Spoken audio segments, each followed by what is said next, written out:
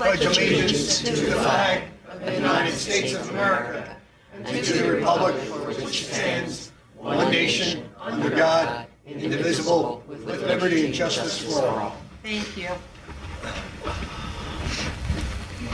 And I will announce that if you're comfortable wearing a mask, please feel free to do so. It's, as you know, not mandatory, but if you're more comfortable with or without, it's your prerogative. Mrs. Higgins, would you do a roll call vote? I will. Mayor Dietman will not be here.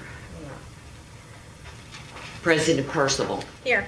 Vice President Bull. Here. Councilman Capabianco. Here. Councilman Long. Here.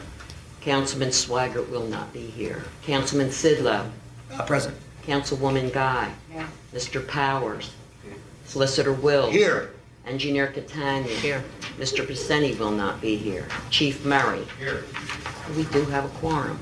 All those that are not attending will be excused for necessary reasons. Council's had a moment to review the minutes of the previous meeting. What's your pleasure, please? Make a motion to pass last month's minutes. Second. Any questions on the motion? All those in favor? Aye.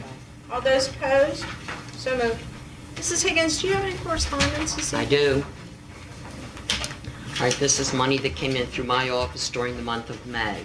For licenses and inspections, $12,321. From the Parkside Police Department for parking tickets and reports, $75.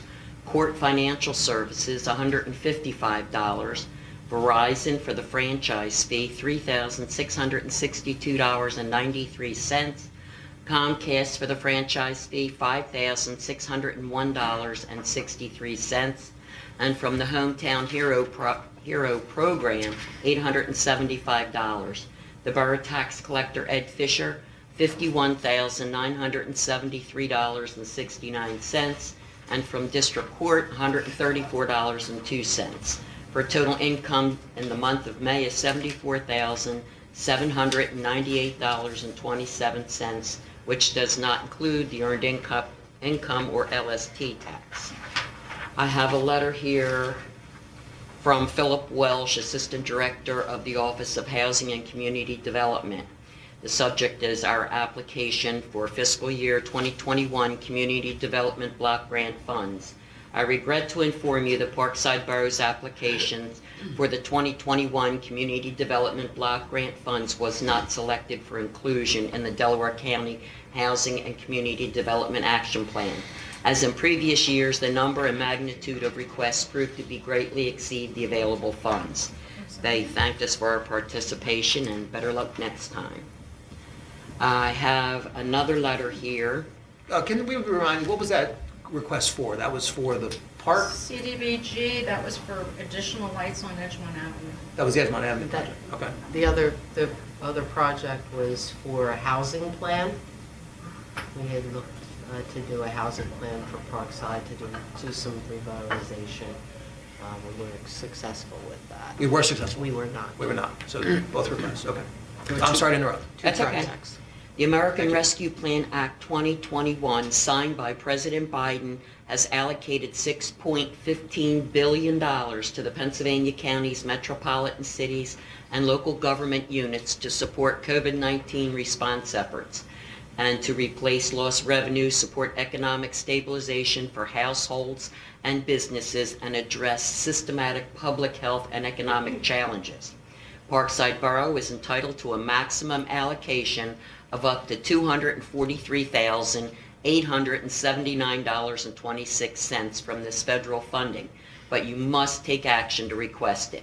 The U.S. Department of Treasury requires that local governments that are not metropolitan cities or counties, called non-entitlement units of local government, request the funds through the Commonwealth by visiting the Pennsylvania Department of Community and Economic Development website. You are receiving this letter because the U.S. Department of Treasury has identified your municipality as NEU. Okay. Due to Treasury's requirements that states disperse all funding within 30 days of the state receiving the local funds for distribution. DCED strongly recommends local governments request their funding within 5 days of receiving this letter We have done that. Recipients may use these funds to support public health expenditures, funding for COVID-19 mitigation efforts, medical expenses, behavioral health care, and certain public health and safety staff, and address the negative economic impacts caused by the public health emergency, including economic harms to workers, households, small businesses, impacted industries, and the public sector. Replace lost public sector revenue using this funding to provide government services to the extent of the reduction in revenue experienced due to the pandemic. Provide premium pay for essential workers, offering additional support to those who have and will bear the greatest health risks because of their service in critical infrastructure sectors, and to invest in water, sewer, and broadband infrastructure. To improve access to clean drinking water, support vital wastewater and stormwater infrastructure, and expand access to broadband internet. More information about the program, including further details on eligible uses of funding and instructions on requesting the funds, can be found, and then they give you a website. This funding provides immediate relief for local governments that have seen unprecedented fiscal challenges due to COVID-19. I encourage you to take advantage of these funds that will help your municipality recover from the pandemic and chart a course for long-term growth. Then I received an email, and this is from Kimberly Roman of 29 East Shelton Road. I am requesting permission to plant flowers at the Memorial Park next week with my grandchildren. I would also like to plant some in front of the Borough Hall steps if Sarah Powers wasn't planning on planting any. I was going to write to you last month, but it slipped my mind with everything else going on. I'm not sure exactly what the procedure is, so I'm coming to you. I did not want to interfere if anybody else from the council had planned to do anything with those areas, whether it be through the grants or if you were going to do it yourselves. If we are granted the permission, we will maintain the areas. Also, as I promised before the election, this coming Saturday, myself, my committee, my grandchildren, and other neighbors will be out cleaning the streets again. We would like to make it at least a monthly event. All are welcome. It would be great to see more participation from council and from other residents. I hope to hear from you soon in regards to planting the flowers. Can I comment on that, Madam President? Yes, go I'd ahead. like to thank you, Kim, for coming to council first, to out of respect of asking us what you want to do on borough property. I just want to stress again, thank you for coming to council first before doing anything. And I appreciate the thought, and unless somebody on council has a problem with that, I think it's great to beautify the community. So, thank you. Yeah, I did respond to her. Mine went into spam. That's right here, other people's are going in the spam as well. Yeah, I'll have to check that out. Okay, I have another one. This is from Aston Public Library, and I won't read the whole thing, but it starts out, on behalf of the Aston Public Library Board of Trustees, I am writing you to thank you for your generous donation to the library during the 2021 annual fund drive. Your gift has been essential to continuing our mission of informing, enriching, and empowering our community in the aftermath of this crisis. And I have another one. This is the last. This is from Philip Welsh, again from the Office of Housing and Community Development, regarding Community Development Project 46-31 pedestrian improvements. The bid tabulations for the above referenced project were received from Catania Engineering on May 27th. After review, we approved the award of the contract to Lenai Electric Corporation in the low bid amount of $90,330. Kindly forward an award letter and fully executed original contract to OHCD by June 28th. And that's all I have. Super, thank you. Did Mayor Demon leave any report? No, but I have a report for him. He did not leave this, but the chief gave me Would this. you like to read that also? Certainly. And the resolution, the solicitor will be reading Okay. under his report. Gotcha. Okay, this is from May 1st to May 31st. Crimes reported in May, 5. Identity thefts, 2. DUI, 1. Criminal mischief, 1. And fraud, 1.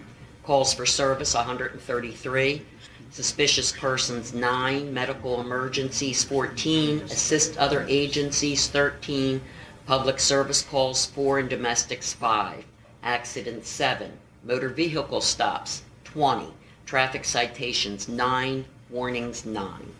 And that's the entire report. Super, thank you.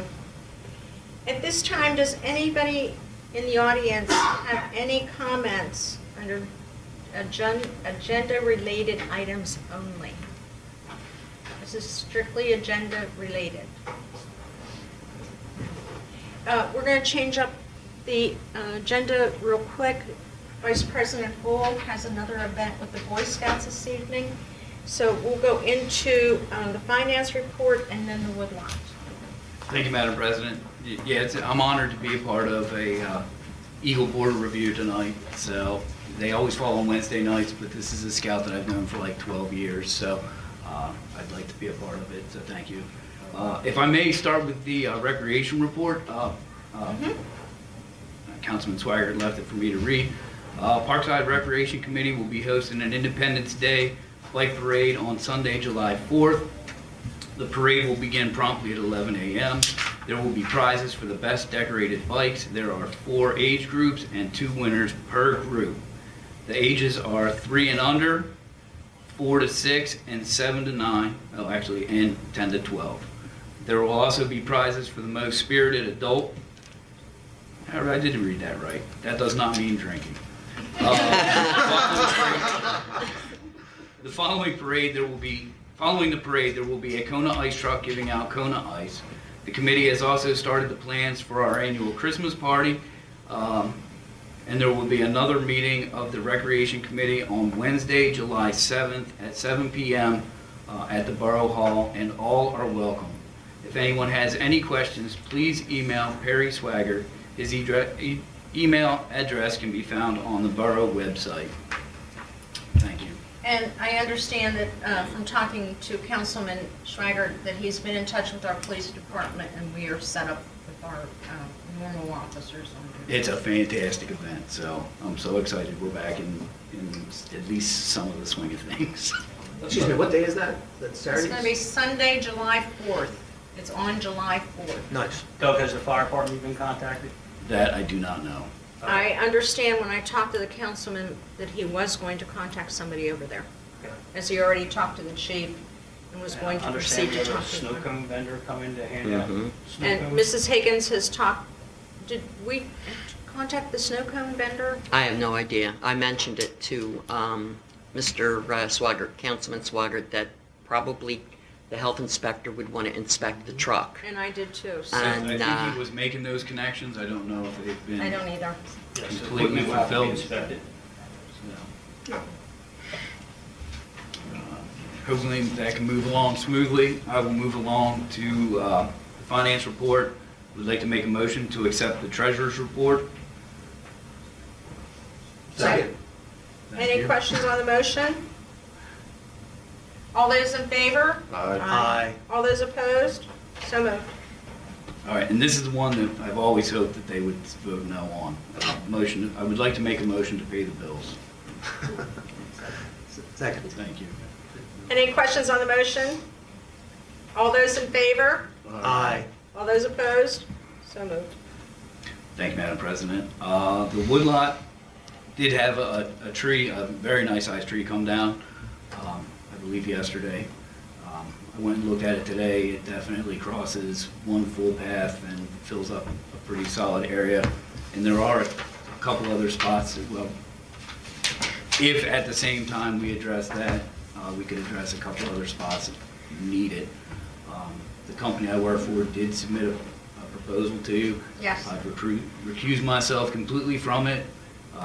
Making phone calls to get people out sometimes can be very difficult. I had one proposal out there for a year, and I never got it completely taken care of. So I'll leave that for follow-up business and recuse myself from that. And at the same time that the crew was there, they would be able to clear some of the trails out a little bit for the activity that's going to take place on Sunday. Give it a little bit of a clean bill of health. We have not spent much money in the last 10 years on tree work down there, so a little overdue. But it is a native area. And if there's not a defined target and a hazard that is imminent, it's trees in the woods. So with that, I will say general progress. Thank you. We had, as Vice President noted, a large tree come down on the upper lot, across to the lower lot, missing 2 new benches by inches, which is the first thing I looked at when I got the photos this morning. I was like, oh, our new benches. Having talked to Vice President Length today, I would like to entertain a motion to have Executive Tree Care Company take and remove this very large tree with equipment, along with several other projects. The cost is not to exceed $4,000. So I will entertain that motion. Second. Somebody want to make the motion? I'll make that motion. Any questions on the motion? Is there a description of the other services besides the big tree? Yes, they're going to, there's one large tree that is down, a secondary tree next to it coming down, and the vegetation going through the trail will be cleaned and spruced up because we have an event this Sunday. The biggest problem is getting heavy equipment back there, Yeah, I'd imagine. so, And there is one other tree that's leaning towards the neighbor's property, and it's, yes, we've been watching it. yes. Are you familiar with that tree? I've been back there extensively. Actually, we did a small inventory lately. So we're just gonna try to get ahead of it a little bit. Hopefully some of it plays in with the one Eagle Scout project and a few other things. So it wasn't the most desired thing to do and shift things around and as far as that goes, but Is it worth expanding the scope of work or not ready yet? I prefer not to right now. I think we'll be able to get a lot of work done as far as that goes, and anybody can come and make sure that they're And pleased. this is a with the prime scope. example as to why we keep a rigid control on our budget.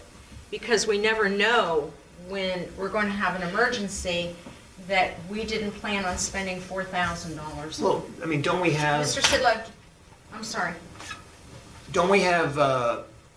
maintenance of parks in the budget? I mean, this is what Not to that extent. maintenance of budget is. I'm not sure where it is in this. Not to that extent. Any other questions on the motion? If not, Mrs. Higgins, will you do a roll call vote, please? Yes, sir. Mr. Sidlow. Aye. Councilwoman Guy. Aye. Mr. Swiggert's not here. Councilman Long. Yes. Councilman Capabianco. He said yes. He did say yes? I did not hear that, I'm sorry. Vice President Bull? Abstain. Oh, abstain, okay. And President Percival? Yes. Yes, the motion passed. We are fortunate that the company Executive Tree Care has made a commitment to the borough to be able to take care of this by the event Sunday. So I don't know if they're going to be down there Saturday afternoon, 6 in the morning Sunday, but they know of the event. So, Vice President, I thank you very much, and please feel free to leave. Thank you, Madam President. We budgeted $3,500 for contracted services for parks and playgrounds, so And that's we've about, already spent some of that because we have Would you leave Harry's report? done some work down there. So Okay. this is over and above. okay. We need to look at that budget item Yes, in the next years and look and make that higher. I thank you, Vice President. Thank you. Enjoy your event today. Moving on to the President's report. I ask that everybody bear with me. It can be lengthy. The Comcast negotiating team, for those members in the audience that have not reviewed our last minutes of the last meeting, Comcast has asked to negotiate a contract with the borough. We will have a negotiating team made up of Vice President Bull, Councilman Long, who has history with Comcast through some other research, and Mr. Wills. I would like to thank the residents that planted in the woodlot. As I said on social media, if I had known, I could have donated some perennials. My yard is full of them. Excuse me. I'd like to thank Councilman Long for reviewing the power outages and problems we've had with lights in the woodlot. We apparently have had some vandalism down there. somebody has been foolish enough to take the electrical metal plates off of our lights. And we are looking immediately to have them repaired. We don't know what the problem is, but it is an immediate problem that needs to be fixed. Contracts have been signed for the road program, and that is proceeding. Mr. Pisani is not here, but I'd like to formally thank him. We had a small window of opportunity to submit forms for the American Rescue Plan Act of 2021. We are anticipating $121,939 this year. We do not know when it will come in. Mr. Pisani, myself, Mrs. Higgins, and several others had to scurry to get these reports in. We were given a 5-day window. The figure is based on proportion of population in the non-entitled unit of the local government. We feel, or I feel, we need to reinvest these monies on things that will be needed for our community to keep moving forward. One of the projects, or several of the projects, would be abating the poison ivy in the woodlot, cleaning up aggressive vegetation down there, taking care of those trees that we don't have the money for, security cameras because we've had so much vandalism down there. Also, our dump truck needs a new bed. We've put that off for 2 years. The air conditioner in the police department needs work on, and we continue to repair it, and the heater. Those, council, are all thoughts that I think we should consider. We don't know when the money will come in. Many of our vendors are local vendors, so we will be supporting them with these actions and this money. I had a lengthy conversation, as council is aware, or many are aware, with our insurance agent recently during this month. Many of our insurance coverages have been upgraded or updated. We have a new renewal August 1st. The property insurance is being worked on. I'm working diligently with our solicitor to look at various ordinances pertaining to permits and the such to make sure we're updated and upgraded. Our auto insurance is completed. That's been finalized. And the property insurance, again, is almost completed. House Bill 988 is in committee and is looking to be repealed, or sections of it to be repealed, for the 2017 fireworks law. The fireworks law did not give municipalities or local governments much leeway on enforcing this law.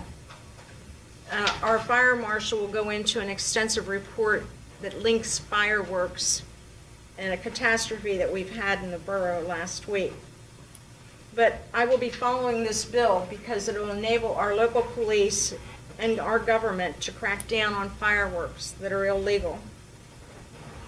And if no one has any questions, I will remind council that this time of year I tell you to think budget, because September we will go into our budget time.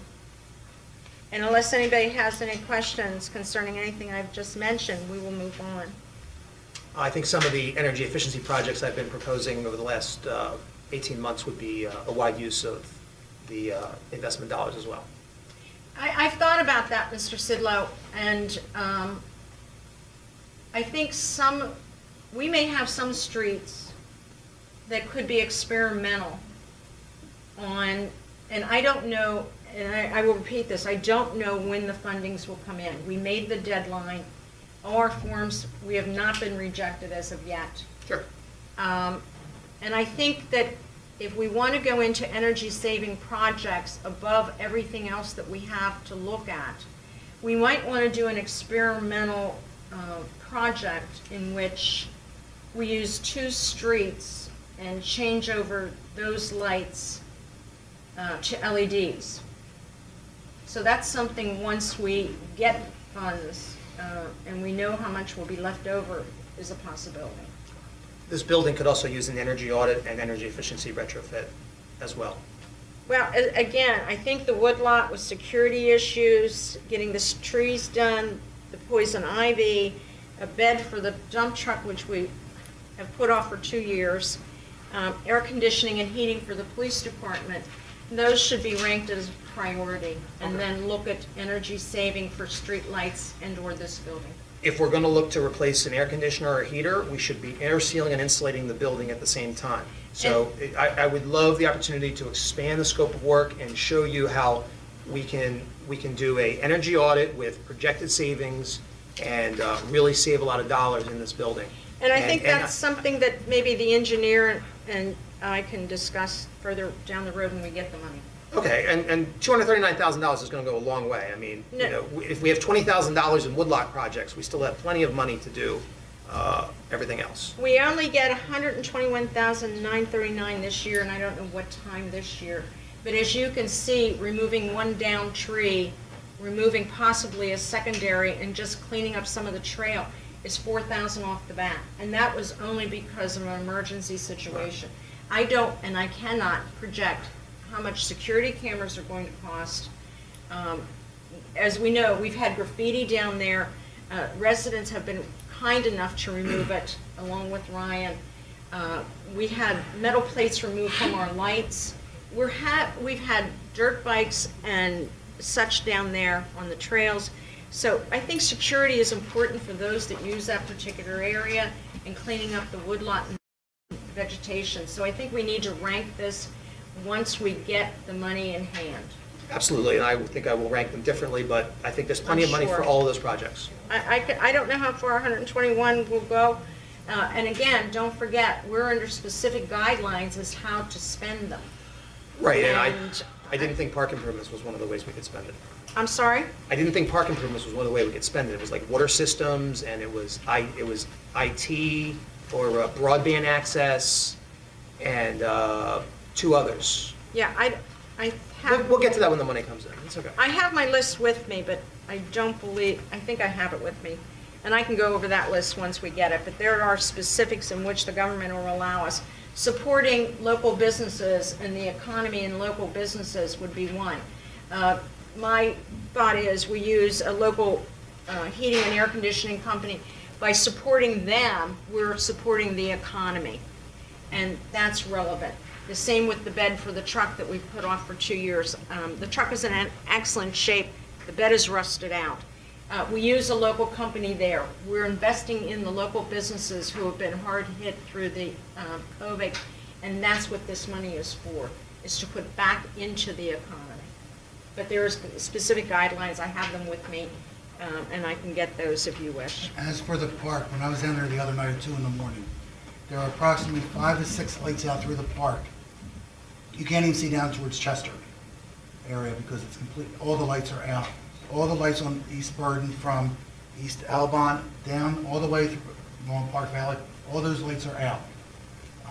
The metal poles on the Park Valley side, somebody took off all the plates, exposed, wires are exposed. Any 3-year-old can go and start dangling with them. So I really think the park needs to be taken care of because, especially with the trees, especially for myself, we had a tree that hit our house a couple of years ago that fell. And that was, I think, the cost of Borough at that time, $8,000. That's correct. So I really think, just the lighting and the trees, because you're going to have a lot of neighbors that are going to be, I think we're the third neighbor that that tree hit. And we have one teetering. And our neighbor, the tree is just about to go. And I will again say, through a lengthy conversation with Vice President, we have been given I don't want to say a break, but a discount through Executive Tree Care Company because of his connection there. Any other company, this would cost us $10,000. And the poison ivy, and the lantern bugs, outrageous. Well, the lantern bugs is something that I was feeling that we need to abate once and when we get this money, is to go down and clear out aggressive vegetation, lantern bugs that are killing it. We have poison ivy down there. We have ivy. If anybody had seen this picture, and I have a copy of it after the meeting if you want to see it, we need to, if anybody's had ivy growing on their property, take it away from the trees. The ivy kills a tree. And this tree went down, it's polluted with ivy. So there's so much abatement that we need to do down there, not only to continue to keep it natural, but when our residents and others use this property, there's a liability issue. A huge liability right now. So, you know, and again, I don't know when the money will come in, but here's hoping. I'm sorry to be so long-winded. I'd like to move on to Councilman Capabianco. You have a police and public safety report. Thank you, Madam President. All the police vehicles underwent their maintenance for the month. For code violations, there's 3 investigations pending. I refer that to our health inspector, Rob Powers. For public works, the borough building has been sanitized, including the police vehicles. Again, saving your tax residents here $1,000 a month. So I'm up to $7,000 that I saved the residents of this Parkside. So if you see me driving around in that car up at LA Fitness or ShopRite or the Wawa, it's not corrupt. I'm allowed to use it. Other than that, I would like to thank Luke for videotaping our meeting tonight. Thank you, Luke. And thank you, Nick, for doing all that spraying for the last 17 months. Yeah, Seems like forever. 12. Can we back up for a moment? I noticed that an item under your president's report was neglected. That's correct. The trash contract, which I'm going to put under new business. Okay, that's fine. Any questions for Councilman Capabianco? I understand that there are no ordinances. However, speaking with our solicitor, as an offshoot from dealing with our insurance carrier, that Mr. Wills will be working diligent in the next couple of weeks to get us some revisions and amendments to several ordinances. Moving on to license and inspection, Councilman Long. Can you elaborate on what ordinances are being investigated and the reasons why they're being considered? And how that decision was made that they are being reconsidered without discussion amongst council? When I spoke with, when I have been speaking with our insurance agent, when I was talking specific to property insurance, several issues were brought up. One is that many of the grants that we received, the physical property was not added to our list of equipment or list of items that are to be insured. We have an umbrella insurance that covers items not listed. However, it's only $100,000. As you know, we have received over $300,000 worth of equipment in some form or another, meaning street lights, park benches, exercise equipment, that exceeds $300,000. So with not having designated detailed property listed, that could be a problem since the umbrella only covers $100,000 of unlisted property. That was one of the numerous things I had a conversation with. When we went through the property insurance, looking at Parks and Recreation, we found that the information was outdated, and those ordinances that are outdated dealing with Parks, Recreation, property would need to be adjusted. That was the insurance adjuster, the insurance agent who suggested that? The insurance agent, myself, and Mr. Wills. Obviously, when you read an ordinance and it's outdated, it's a no-brainer to take it further to have it updated and amended.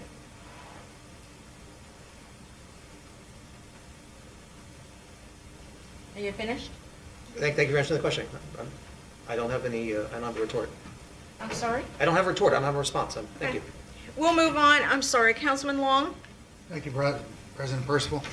Permits issued this month was building residential 10, commercial 0, plumbing residential 5, commercial 0, mechanical residential 0, commercial 0, electrical residential 2, commercial 0.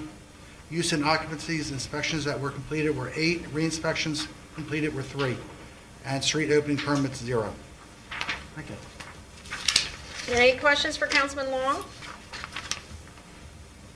I'd like to move on to emergency management, but before I do, I would like to take a moment to thank Mr. Powers and Councilman Capabianco.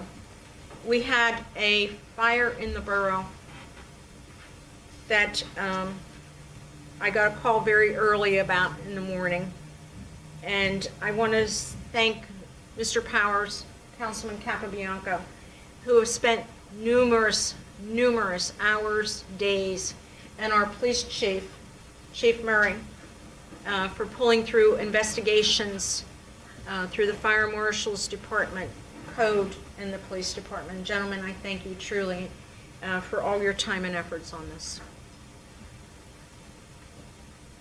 We're just getting started. We're just getting started. I'm going to roll off through reports number one. Please feel free. First off, Madam President, and good evening, everybody. All inspections, health and fire are now complete in the borough. Both health issues that I've been talking about in the last couple Zoom meetings with bed bugs, the outbreak of bed bugs and the hoarding issue are now rectified and taken care of. I'd like to thank Nick for his assistance in helping get those issues resolved. I'm not going to go into detail on the fire that we had on Saturday night because it's still pending investigation. But as you mentioned several times now, there was a fire that broke out on Crozier Street around 11 o'clock Saturday night. The fire was determined to be caused by fireworks. The person was lighting the fireworks from the backyard. At this time, in the investigation, it looks like the fireworks exploded against the side of the house and caused a severe fire, probably caused around $6,000 in damage to the back of the house. Pending a full investigation, charges will be filed at the state level and federal level if we deem necessary. During that said fire, there was an injured fireman who spent the 2 nights in Crozier's trauma unit and the burn unit with severe nosebleeds through the night and esophagus burns. Since he's been released, state police and the ATF have been notified, and they're working with me to, and the Parkside Police Department, along with Doug, Officer Doug, and Chief Murray. We're just at the tip of this investigation. The homeowners are displaced at this time. The damage was severe enough to cause electrical panel failures, and the main service to the house was also damaged. That's all I'm going to enlighten people on now. Fireworks are illegal in the borough. You can purchase fireworks. You cannot light them off. The number one rule of thumb in the borough is they cannot be lit within 150 feet of any structure occupied or empty in the borough. So that pretty much leaves you nowhere to light fireworks off in the borough. Chief Murray's been instructed to notify the officers that we're going to take a zero stand on fireworks as best as we can. I know the 4th of July's coming. It's going to be very hard to get under control, but we're going to do our best. And the chief will outline a plan for our officers to try and keep it to a minimum and make everybody safe. That's all I have at this time. Thank you. Any questions for Mr. Powers? So are you encouraging 911 calls about fireworks, or what should the residents do? What I failed to mention that there was a 911 call placed to this resident's house at 10 o'clock. The police did warn the person verbally. The fireworks stopped.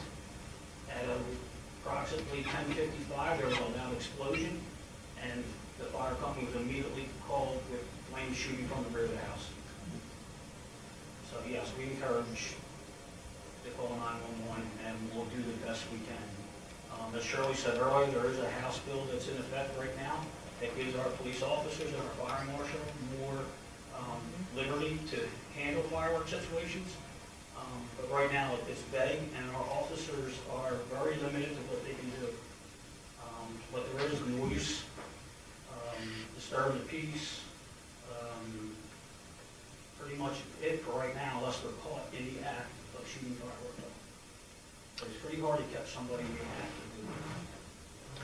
Can I suggest a email that you send out the Parkside resident? I don't know how many people are on that list, but between that and posting on Facebook, I think an appeal from you as the fire marshal saying, dear Parkside residents, please don't shoot off fireworks. Like, in addition to enforcement, just kind of asking everybody to do it, and if you see your neighbor, knock on their door, and then the next morning, please ask them not to do it, and then if necessary, and whatever procedures you'd like a resident to handle with the police. I think that would be a very useful thing to inform the residents. We've been putting that out, Scott, for the last 3 years when the fireworks became legal for PA residents. I mean, it wasn't hurt. They're gonna shoot them off, just like the speed bumps. People still spend, your town still, when we found parts of cars, parts of bumpers, people are gonna do it. We're not gonna stop it. They think that they can walk in the store and buy fireworks, it's okay to set them off. And that's just a false representation of the fireworks law. So, but, you know, Chief Murray has a handle on it. The severity of these fireworks and the damage it's causing an injured firefighter is extensive. So, Thank you. Thank you. Moving on to recycling, MS4, Councilman Capabianco. Thank you, Madam President. For trash collection for the month was 97 tons, and recycling was 9.58 tons for the month. Thank you. Moving on to the tax collector, leave us a report. He did. The treasurer has received a total of $934,275.48 to date. There was $16,924.59 in revenue deposits from May 16th to May 29th. Super. Moving on to the engineer's report, Ms. Catania. Thank you, Madam President. Just a few things. The Healing the Planet grant application is about 50% complete. That is due June the 30th. That is what it is called, Keep Pennsylvania Beautiful Grant. There's 3 different names for this grant, so it's actually Healing the Planet Grant is the website. That's for the West Cole. That'll be in the amount of $25,000. That will give you the final piece so that we can move forward with the upgrades to the West Cole Park if we are successful with that grant application. Gessler contracts have been completed. We've completed the 329. We're waiting approval from PennDOT for that 329 so that we can move forward with the resurfacing project. Hoping, Marjorie Paris has been in and out of the office due to some personal issues. So we're hoping that she'll be back next week and we'll be able to get that completed. We have the contracts, they're right in front of me, for the Edgemont Avenue pedestrian lighting project that we heard was approved. Also have 2 items that aren't on any agenda, but I wanted to advise, considering some of the discussion here tonight. DVRPC is proposing a 3rd round of the streetlight replacement. They're going to be starting that sometime in the fall. Liquid fuels is eligible to be utilized for that work. We do need to get an approval prior. Delaware County Council through DVRPC, or with the assistance of DVRPC, has been able to provide grants, loan, actually not grant, let me get it correct, grants, assistance in form of a loan through, I believe it's Delaware Valley Finance Authority. I don't think it's Commonwealth, I think it's Delaware Valley. So these are details that really haven't come out in the public as of yet. The representative from DVRPC contacted me about, because we have so many municipalities that haven't taken advantage of it. Chester City did theirs under a phase 2. I have Eddystone Borough has also done it under phase 2. So they are going to do a 3rd phase. So that is a possibility for the town, especially since you can have them they'll do all of the energy audit, they'll do a design. You will be responsible for the design work once you get that far, but as they go through the process, they've already been vetted, so we don't have to go out for proposals. They'll do the audit, they'll sit down with key people in the community, including the chief, because we're looking at where do we need more light, where don't we need light. The lenses, I believe we've already done it, in the traffic signal would be updated. They're not talking about anything internally. If we go out to another company, like they have companies through CoStars, ESG is one of them, Johnson Controls is another, we could have them come in and do a full energy audit and actually look at more than that. This security cameras could be actually part of that project, should you want to do something like that. So there's possibilities out there if you have the money. It's just a matter of getting ready. The only thing I would need, if you'd like to go into an energy audit, either with the company that's going to do it for DVRPC, or even using ESG, just for the reason that I worked with them. We've used that before. They were Johnson Controls. I just need a year's worth of PICO bills, and they'll do the rest. And as a matter of fact, if they find during their audit there are lights that aren't in the system that you're getting charged for, they take care of all that with PICO. They've updated the PICO records. So that's a nice no fee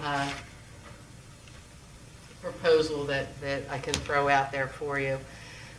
We also, and this one's not as nice, we also received word from DEP under the MS4, which is the stormwater initiative that DEP has put out, that we will need to do a revision to the stormwater ordinance to align with the new MS4. The MS4 is to take care of water quality that's coming from storm sewers. And I think everybody's aware that you shouldn't be washing your car out in the street. You shouldn't be changing oil out in the street, because those types of oils and the surfactants in the soap from rinsing the car actually have a negative impact on the water quality. So we've been under, this is our third year under the MS4 current permit. We've submitted a report, as we have to do annually, and part of their response back was that we've got to do this in 2022. So since we're talking about ordinances, I want to make sure that that's one of them.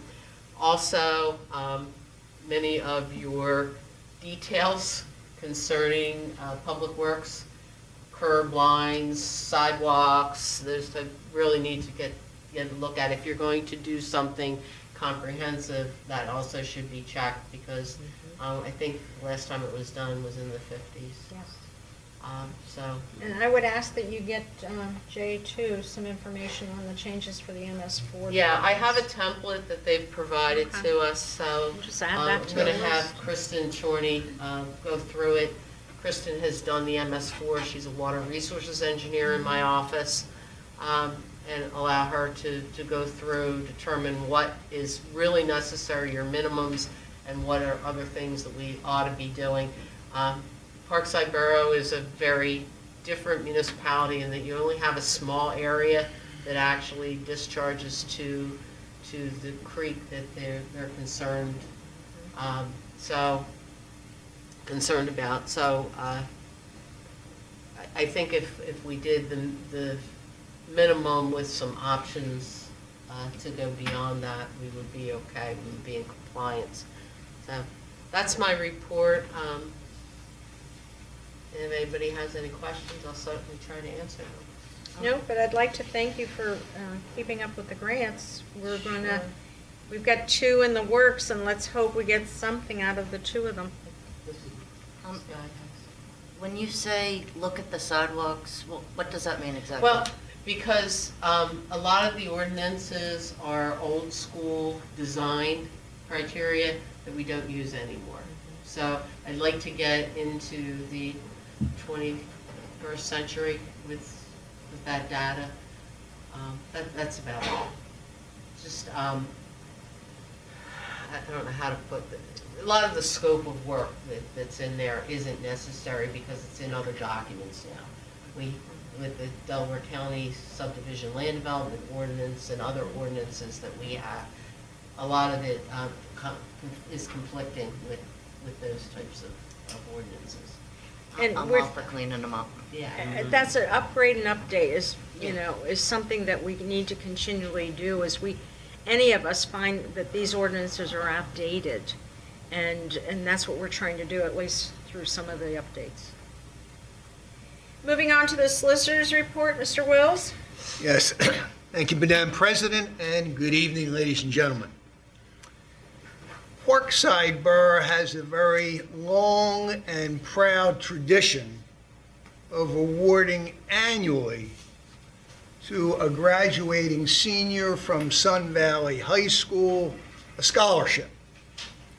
And as a result of the mayor's absence here this evening, the council president had asked, of course, that I prepare the necessary resolution awarding the scholarship and to read the resolution into the record for Borough Council's consideration subsequent thereto.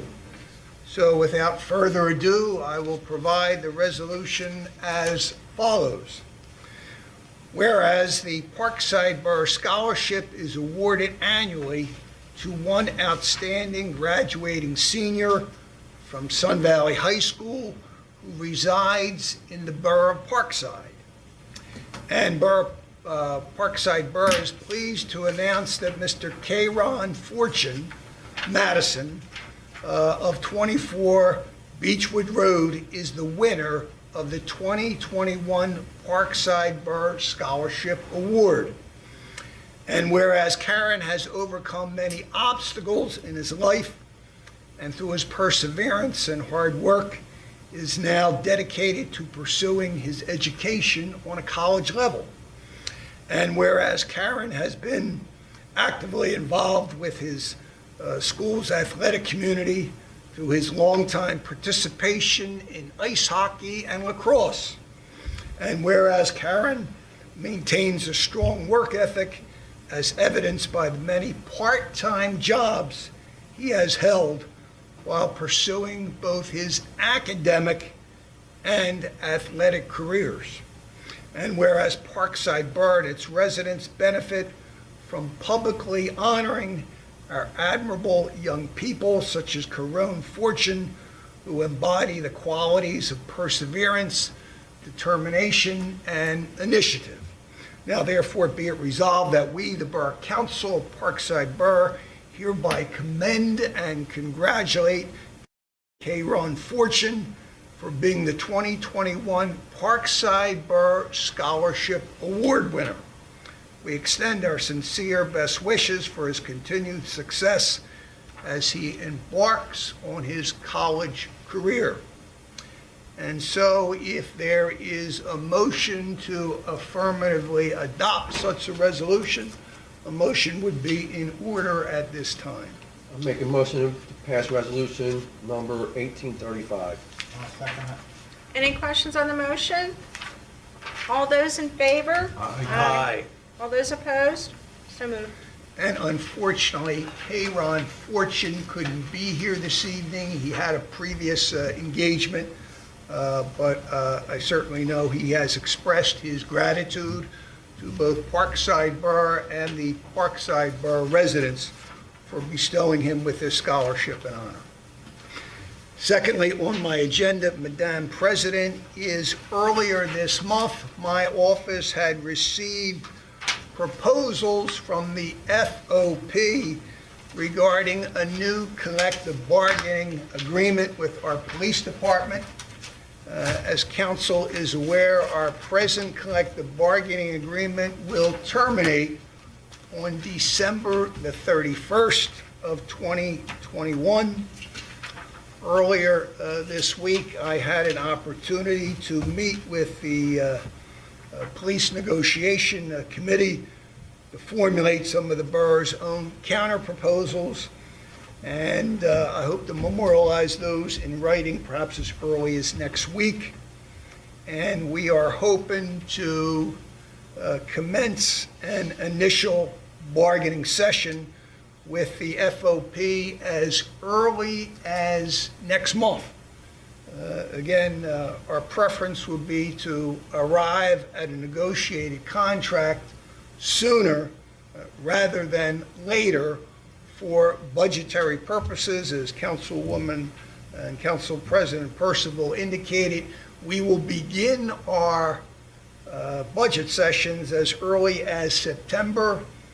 And as everybody probably is aware, our police budget is, of course, the largest line item in the budget, as it should be, because obviously it entails public safety, which no doubt is near and dear to everyone's heart in the borough. All right, next issue concerns the property at 16 West Roland Road.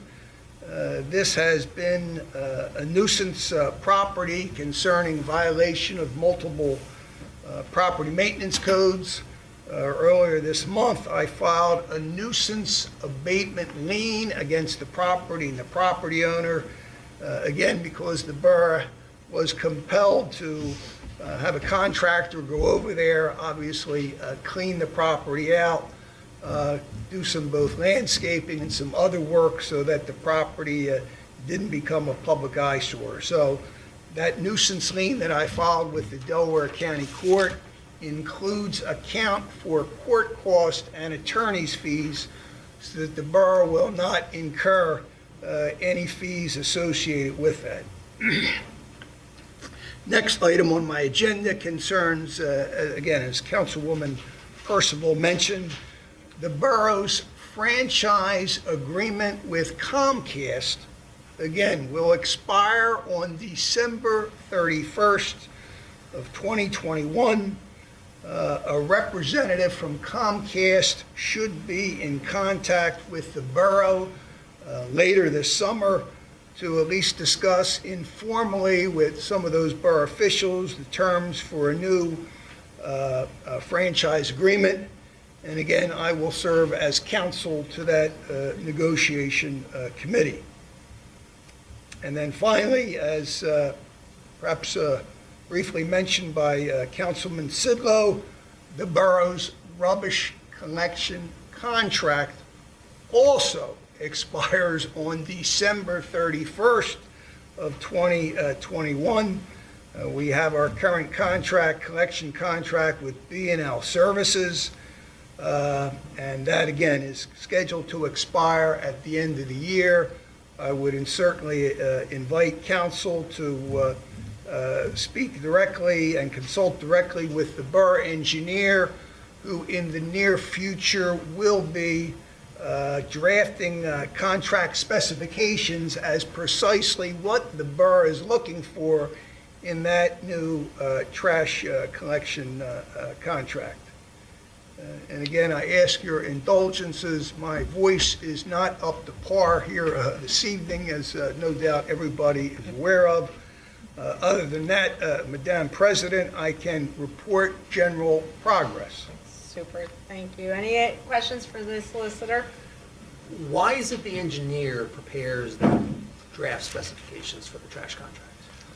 That is traditional, I know, Scott, you. in just about every municipality in Delaware County, that the municipal engineer would be the one that would draft up those contract specifications. Now, the municipal engineer will certainly work with my office as municipal solicitor and also with Borough Council, certainly to get your input before we formulate those contract specifications. And obviously, then the borough places that out to bid. Obviously, that has to be through a competitive bid process. Right. And if anybody doesn't have any more questions for the solicitor, we're going to move on to call to citizens. Would you please come over to the podium and, as we had prior to the COVID, give your name and your address and what your specific question would be? Hi, Judy Saunders, 62 East Townsend Road. I'm just here to say thank you for waiving the fee for the ferry walk. You're welcome. My beautiful assistant in the back is just gonna hold up a couple things. So we're gonna plant them around, we have a lot of little berries, and hopefully it'll be something that kids can walk through like they do at, I'm trying to Taylor Arboretum, that type of thing. We're gonna have water ice and pretzels that can go out in like little notebooks so that they can write down how many berries they saw. Since we'll be removing it, since we won't be Please. keeping it because of the grounds, if anybody wants a birdhouse that's been painted by yours truly, or a berry that's been made by Lisa, just let me know. Oh, I would because love they'll do it. one. Yes, you want Yes, one? for my gardens. You have one. We even have ones that we bought, so you can have one of the nice ones. I'll take a handmade one. Could you give me, so that if anybody's watching this on tape, the date, the time from and to and from? Okay, so it's the 27th this month, which is Sunday. We're gonna have it start at 3 o'clock. We figure we'll just leave the trail open for people just to drift in and out for a couple hours. And we'll have the water ice and the pretzels and the water. If anybody wants to bring their dogs, as long as they're leashed. Leashed and you pick up. And you pick up, but we will have little bags just in case. We'll have dog bones too. So we're looking at 3 to 6 in case Well, anybody 6 is Would interested. be us cleaning up, like I would think that 6 is The probably latest. when we're wrapping up the cleanup. Super. And that way, if anybody's viewing our video, they have an idea. You know, I don't know when it'll get posted, but hopefully before Sunday. Right, and it's honestly, it's open to all ages, you know, it's gonna be cute, like Lisa's been making berries like nobody's business, and they'll be all over, the kids can spot them, and if you have the Ford Trail, people can even exercise, and the kids will be occupied by trying to find berries.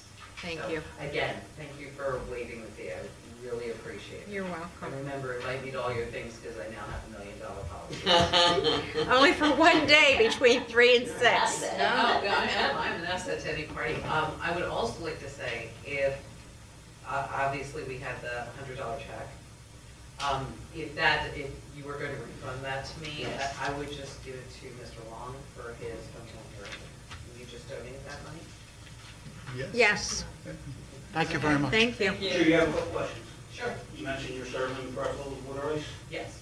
Water ice sealed, No, Like Italian no, ice? we would be dishing it out. dishing out. And we'll make sure, Has to be inspected.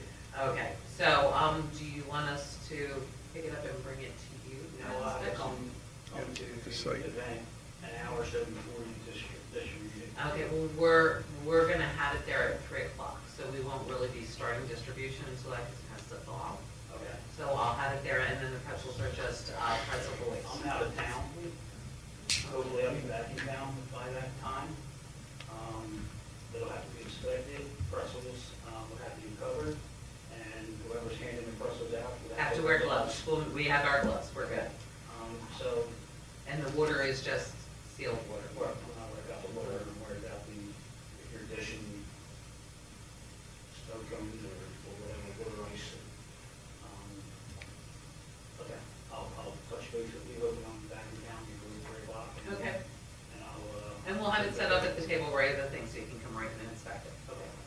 Thank you. That covers you. Oh, no, it's fine. I figured you had to, you're fine. Okay. Oh, sorry, and the water ice is tangerine and rainbow. Just in case anybody wants to know. Hello, I'm Nadine Grant, 228 East Avon. I wanted to request that that there be white crosswalk lines painted on Edgemont Ave and Roland. The intersection has the crosswalk lines, but they're faded out to a bare minimum, and we're getting really tired of cars going out there with the walkway and Thank you. And, you teach your kids, stay in the line, crossing the lines, and the lines aren't there. I'll have Councilman Capabianco check with our roadmaster and get that done. Hello, Robert Jemanovich, 105 East Elbon Road. My question pertains to your discussion earlier with regard to pursuit of suspects of using fireworks illegally within the borough. Now, in all the years I've spent in post-secondary education, none of it has included forensics or inorganic chemistry. So I have a question mostly directed at Mr. Powers and Chief Murray. You know how, like, if you go to the range and you fire a firearm, there's GSR that can be seen by a black light on your arm when investigating someone for using a firearm. given that the similar materials that are used to make fireworks that they sell at these venues, is there a way you guys can use similar technology to identify people who handled fireworks when pursuing a suspect for such a case? Probably well above our grade. It's doable, but at the local level, no. Oh, because I'm just thinking about that firefighter got injured and had damage to his esophagus and everything. He was in the hospital for 2 days. It would probably be worth our efforts to more aggressively pursue a suspect in that regard. Rob, did you have any thoughts on that matter? Because you're a fire specialist. First of all, they have to be arrested for a crime, and arresting them for the crime that I talked about earlier is almost non-existent until they're caught. So, in this particular place, we already have the state police involved. We already have, in our investigation, we're moving forward in some of those areas. Okay. No, I was just trying to offer a possibility because, again, we're a small town. I understand that we're You not. can't test anybody Yeah. just on the assumption they lit fireworks off. Now, if you call it in, hey, these people lit fireworks, okay. Chief Murray sends the police car over there, 911 dispatcher sends me over there, and the fireworks are already out, we're not going off any further. I can't walk in and have sale officer. There's no probable cause. Arrest me. Because they have a very distinct odor. Yeah, we know that. And we all I'll tell you know what, you do. Crozier Street was bunkered down so much smoke, so much smoke that the whole block was on fire. Yeah, so there's like, I mean, right there is more probable cause than someone that's being investigated for smoking an illicit drug in their arsenal. The President personally said, the police officer canvas was high under the weight of all the written down. That's what it There's goes a down House to. bill in effect, we don't know where it's going. The state is making 18% of every firework that's sold. So They're making money. they're going to steer it away from the things like this to help us. Okay, well, thank you for your time, Mr. The Murray, ATF is our Chief involved. Murray, and It's well documented, ATF's involved, state police involved. well, if anybody's going to know how to pursue that, it's the ATF. 'cause they We're just- moving forward, that's all I can tell you. Bobby, let me quote something that, again, I've been keeping tabs of this House Bill 988, and at least 7 or 8 representatives throughout, especially our area, Philadelphia, Berks, Lehigh, are concerned because Philadelphia and these areas, including Delaware County, have been polluted. And I just spoke to the president of Brookhaven recently about fireworks, and he was asking me, what are we doing? And I told him about this House bill I'm keeping an eye on. But Act 43 did not deliver the revenue it was expected to create. In fact, it led to nuisances in many of our neighborhoods. Can I pause you for a second? Act 43 was the law that allows the sale? That was the initial law from 2017 that was Okay. passed through the Pennsylvania government. It allows people to sell That allowed fireworks. people from Pennsylvania to buy fireworks in Pennsylvania. Okay, I'm So sorry. that didn't create the revenue, and this bill would eliminate nuisance fireworks and bring a sense back to the holiday of only using them on holidays. Also giving restriction, allowing state and local laws and agencies to stop the cause of minor annoyances. So that night that Mr. Powers is talking about, I think everybody knows I have at least one dog at any given time. Scares the heck out of the dogs. My nose is Thank you. And I was timing it, like trying to get, Mine's a traumatized dog. I rescued him from 600 miles north of here. yeah, and I was trying to get him out when it stopped, and then all of a sudden it started again. I could see smoke from my backyard, and for those that don't know, I'm on Garrison. From my backyard, I could pinpoint where the smoke was. That's how heavy it was. If it was marijuana in a car, they'd have him in handcuffs already. Well, the point is, you know, our officers are doing their due diligence. I know, but the law's got the. But the law, it seems. and call 911, I keep saying it. If you see this is happening, and okay, everybody knows 15 minutes of fireworks isn't gonna bother anybody. 2 hours, enough. You know, the dogs and cats are under the bed by then, and we're doing this as we're trying to, And firefighters are getting injured treating domicile fires that are preventable and avoidable?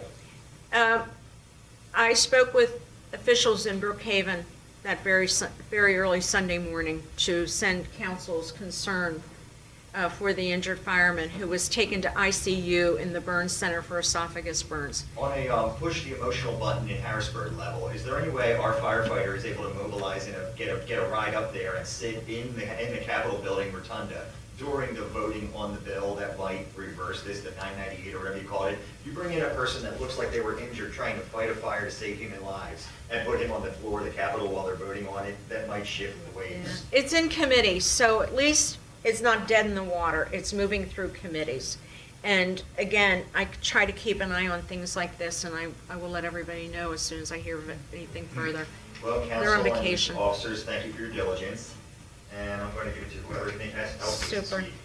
Does anybody else wish to? Yeah, Bob, like most successful criminal prosecutions, it relies on the cooperation of the neighbors. They are our eyes and ears. Unfortunately, we can't put a police officer on every corner in Parkside Borough. Somebody once said, if you see something, say something. Unfortunately, again, on some of these issues, perhaps we haven't had the level of cooperation that perhaps we'd like to see, but I think that's changing. I think after this particular incident that impacted a whole neighborhood and that seriously injured a firefighter, I suspect, and again, we're going to expect 4th of July weekend's coming. We know what's coming. I think we're going to see a lot more people dialing 911 and telling the operator, I can tell you what I saw, when I saw it, and who did it. To add on to Jay Wills, when you see something, say something. Don't say nothing on Facebook. Right. Call 911. Thank you. Yes, ma'am. Kyle Reedy, 15 West Calhoun.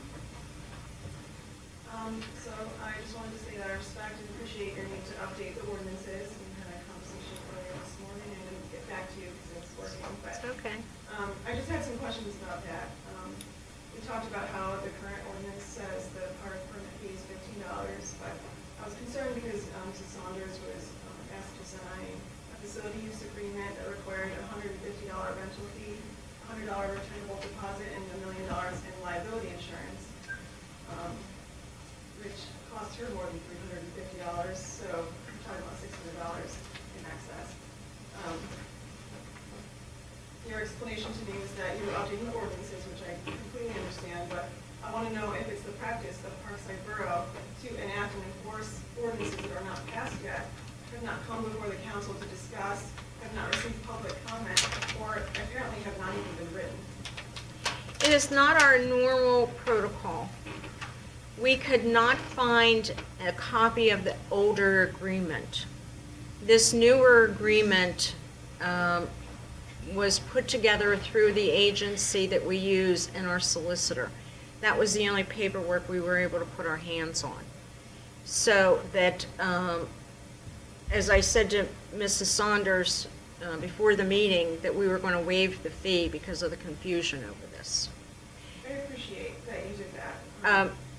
As I explained to the council member, and as you heard, we've had a tree down in the woodlot this very early this morning or late last night.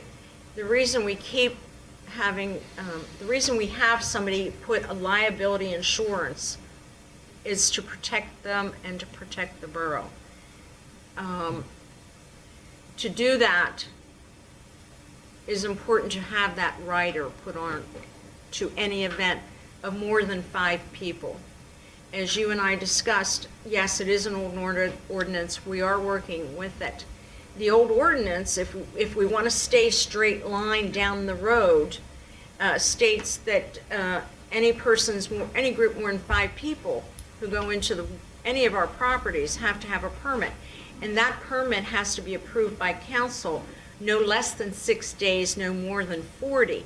So there's wiggle room with that, as we're trying to do to cooperate with the group that is sponsoring this event. We could hold it up because of that ordinance, if you want to stick right to it. We could hold the permit up because it's obviously closer than 6 days. But there's no reason for that. It's a public event, and there's no reason to do that. My problem is that seemingly you made up the rental fee and deposit outside of the ordinance, and I want to know what your basis and legality is for that. Can you do that to anyone? Can you just charge people different amounts of money? What gives you the authority to make up a fee that is outside of the ordinance? Yeah, understand, if I could answer that Please. question. Many of the ordinances on the books have language in there that says the fee schedule can be amended through the adoption of a resolution as opposed to an ordinance. I can tell you in the last 10 years, we have performed multiple amendments via resolution to our ordinance regulating the fee schedule because the fee schedule, quite frankly, is outdated. I can tell you in reading the language in the ordinance as well that talks about liability of insurance of only $100,000. In speaking this week with the borough's liability insurance carrier, he has indicated to me, again, as a professional in the insurance industry, that that is woefully inadequate and has strongly encouraged that we need to see about fixing that ASAP.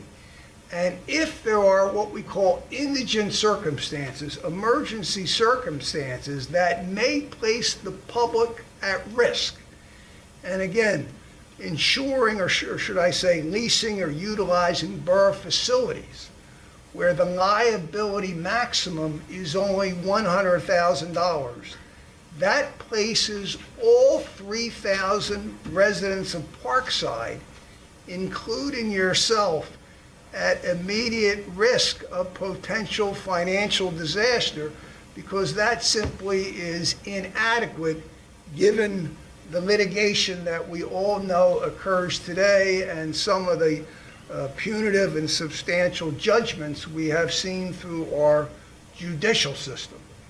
So we are hearing it loud and clear from, again, our borough's liability insurance carrier. I place great stock in his professionalism and his knowledge of the insurance industry, that this is something that needs an immediate fix.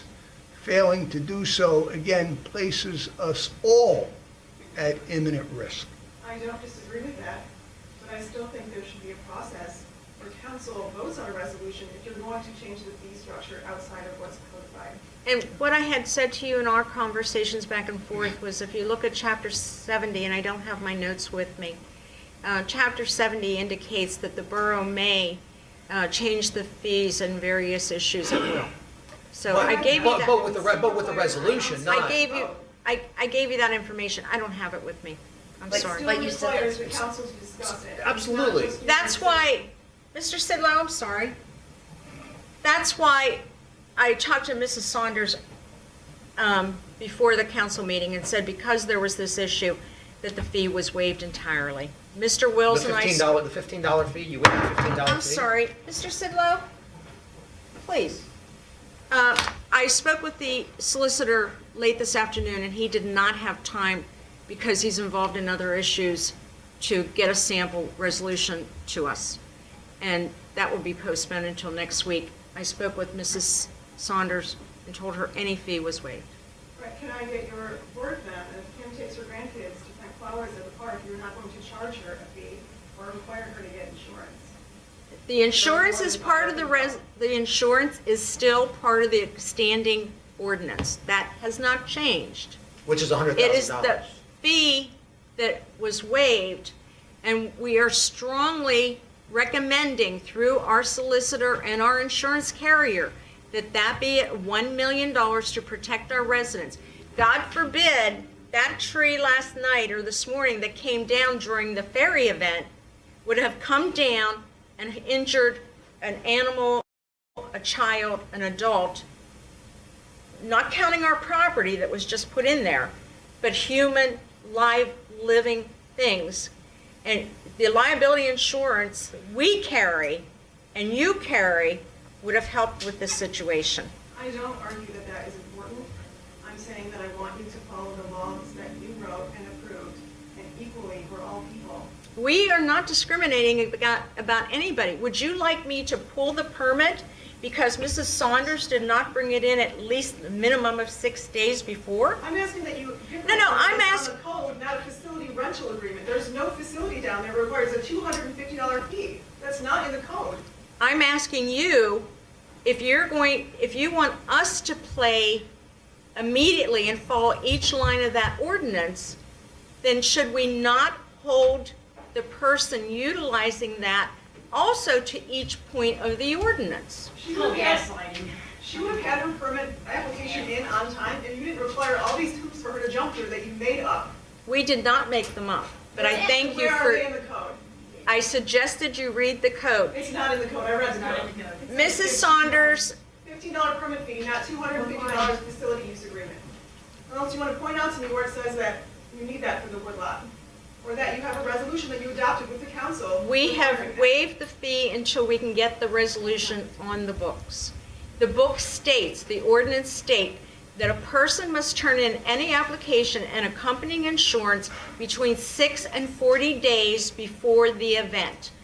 We are waiving that for Mrs. Saunders and her group, and we are waiving the fee. My employees, you can't impose a fee that you have not passed in this council.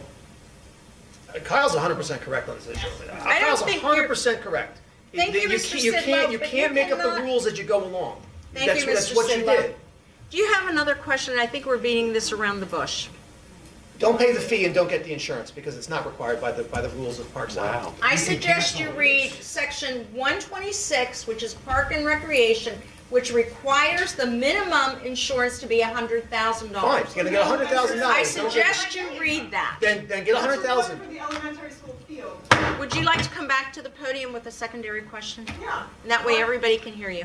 The ordinance defines the woodlot as a park, only requiring a $15 permit fee, reviewable and approved by the recreation committee, which is not you, by the way. It said council president and/or. It does not say, I've read it all day, it does not say that. I have read it numerous times. And then it defines the elementary school field as a recreation area or whatever. That's correct. Requiring liability insurance of $100,000. It does not define the woodlot as needing liability insurance. I agree that if you're going to use the woodlot, you should have that, but you cannot impose these rules on people unless you give it to the council to vote on and codify it. You cannot make up your own rules and enforce them outside of the law. I agree with you, but what I'm saying is, if you want to be strictly by the ordinance, then we could have denied Mrs. Saunders' permit because it was not within the 6 to 40 days that was received. So, Do you see what I'm saying? If you want it, I do see what you're saying, but the last thing I'm going to say is that the mark of a good leader is admitting when you were wrong, okay? You're That's what totally I'm- right, and I was wrong. Thank you. Lisa Cosharel, 252 East Avon Road, and I'm just asking like a follow-up question related to, not to beat a horse, but the issue about fee structures and insurance. Are those imposed on any kind of event that is held in the borough? If you have a borough-sponsored event, and I'm going to use the Easter egg hunt, the borough is sponsoring it, and all our extreme insurances will cover our event. Any persons of a group more than 5 people would have to get a permit to use any of our specific, if they would host, what we're calling host an event. So that would be like block parties and things like that? That would be only on borough property. If somebody was going to the woodlot and there were 6 people going to the woodlot to do an event, they would then in turn need a permit. Or if they were going to the War Memorial and there were 6 people there, they would need an event. Just like when we have community day and or the food truck event, and we use Parkside Borough Elementary School, we have to, and Councilman Long can verify this, we have to show them our insurance liability of over $1 million. We have to fill out paperwork for a permit for there, and all our paperwork must be submitted within so many weeks of holding our event. The permit can be in so many days before. The insurance liability can be up to the day before the show from our insurance company. So when we had our community event, the permit was submitted 6 months before, and then the insurance rider wasn't submitted till about 2 or 3 days prior to the event from our insurance company with over $1 million liability for anything that should happen on school property from the borough.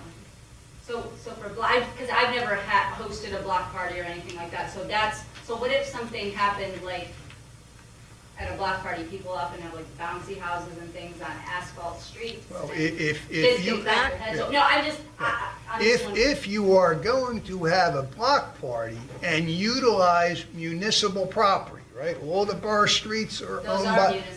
Right, Yeah. that is that is not, now, if you have a party on your own front lawn, Okay.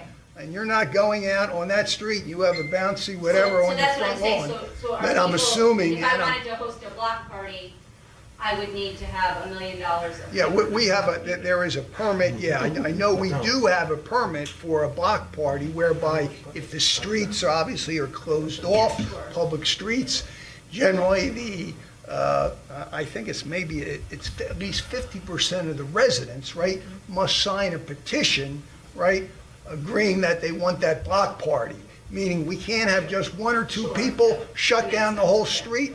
Your neighbors may not appreciate that, the fact that we had 1 or 2 neighbors shut down the whole street when we did not get, excuse me, a majority vote or opinion from the majority of residents who obviously want that entire street shut down. And if you're utilizing public property, again, you're required to have the applicable insurance. I'm just, because I know there are block parties coming up, of those, they submitted insurance and all of that They're good. stuff. I don't know of anyone that's currently having any. There are people that have requested, yes. Oh, sure, They have. I was just And they wondering do not, how they they just work get in permission general. from the chief. They fill Sometimes everything out. it is a block party, but again, the events are occurring on the individual private property of the neighbors. And so that's they're- your own personal liability. Yeah, well, I would hope you have Well, no, homeowners that's what I'm insurance, saying, yes. it would be the residents. Right. Okay. Assuming, and again, sometimes there are quote block parties, but again, the municipal street is not being blocked off, the municipal street is not being utilized. The party is occurring on the individual private property confines of the owners. Excuse me. And this also happened because we've never really had a private event held on borough property before. We've always had borough events, which were covered by the borough insurance. So when this came up, we had to check into our insurance policies because at that time, right before I found out about the event you were having, I was down at the park, and that's when we had, all the wires are exposed on the poles. So you're looking at liability right there. So $100,000 is not going to cover anything. So that's why we had to then contact the insurance companies to make sure that we're covered for something for a private event. And that's when we found out we don't have enough coverage. So I'm just saying, so when you. So it's not specific to this Public event. property would be like, okay, like the woodlot, the school grounds, Wesley Cole Park. No, the school grounds has nothing to do with us. Okay, but for Parkside, like West Cole is a public park, or called a public, I'm not sure what it is. At the West Cole It's a War, memorial, but I mean, is it? the West Cole War Memorial, the woodlot, or the 2 properties, the borough does own other. Yeah, we do own Eagle Island, which is very Oh, tiny. on Garrison. We have a catwalk behind West Shelton, and, so we do have other properties. But the main one, okay. But the So insurance- I'm just asking, so are things, I understand that ordinances need to be updated and all that stuff, so are things going to be equally applied to every group, or do some groups not have to do it? We don't discriminate against any group. So the current ordinance says any group of 5 people or more. And, that's what it is. Okay. And isn't that true that if anything should happen more than 100,000, your group would be liable then, who's ever in charge of this event, anything over that? So that's why also, so we're trying to cover you guys as well.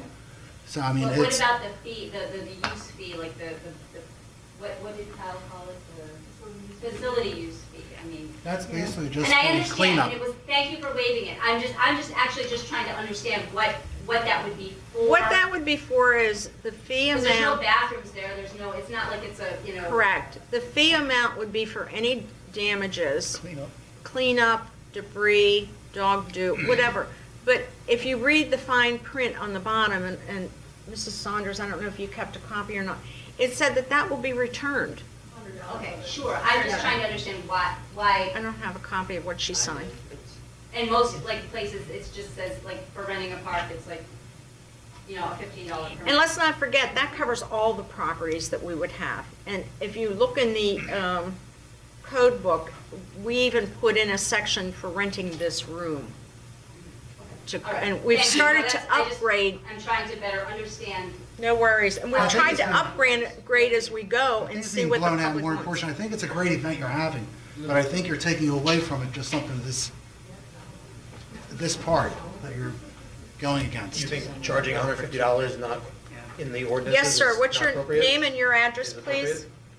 Do you always talk over people? Apparently. I'm sorry, your name and address, please? Michael Costigan at 254 West Roland. I just have two questions, I'm just going to be straightforward. The first question, could you just read for us in the code, just so everybody's clear, where it does designate that the council president can amend the ordinance? I don't have the code with me. I use E-code at home. I know it's chapter 126. Is there any chance we could just pull it up here? I don't, the council president cannot amend on the spot anything. The council president duties is to try to keep the meetings flowing and to try to coordinate among all of the different committees and also whatever project the council president is working on. Coordinate between our professional staff, sign contracts. The council president cannot amend anything on the fly. So the council president cannot amend anything That's correct. by themselves? No, my statement was the council president and the recreation committee can approve permits issued for for our properties. Right.